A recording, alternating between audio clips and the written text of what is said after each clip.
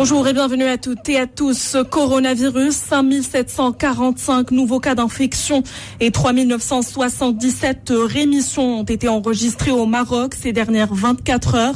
Ce nouveau bilan porte à 235 310 le nombre total des contaminations depuis le premier cas signalé le 2 mars et à 193 886 celui des personnes totalement rétablies. Le nombre de décès est passé à 3982 avec 82 nouveaux cas recensés en 24 heures seulement. Côté répartition géographique, la région de Casablanca-Stade est toujours en première position, que ce soit en nombre de nouveaux cas ou de décès.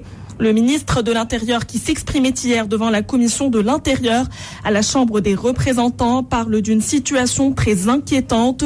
Nous n'avons pas perdu la bataille, mais nous passons par des moments difficiles, voire même décisifs, a dit Abdouafi Leftit. Dans l'actualité nationale, à retenir aussi que le vaccin contre la grippe saisonnière vient d'être intégré par l'Agence nationale de l'assurance maladie au guide des médicaments remboursables au titre de l'AMO. C'est après l'avoir présenté aux commissions spécialisées en la matière, a indiqué le ministère de la Santé.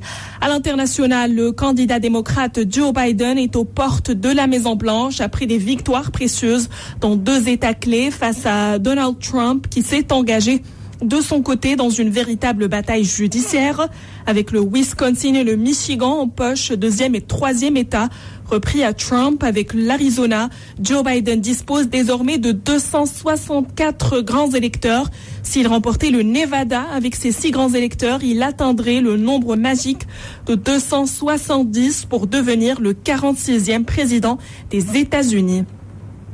Et au terme d'une longue campagne d'une virulence exceptionnelle perturbée par la pandémie, les résultats partiels montrent que Donald Trump n'a pas subi la répudiation électorale que les sondages présageaient, prouvant que même s'il était battu, sa base d'électeurs lui reste largement fidèle.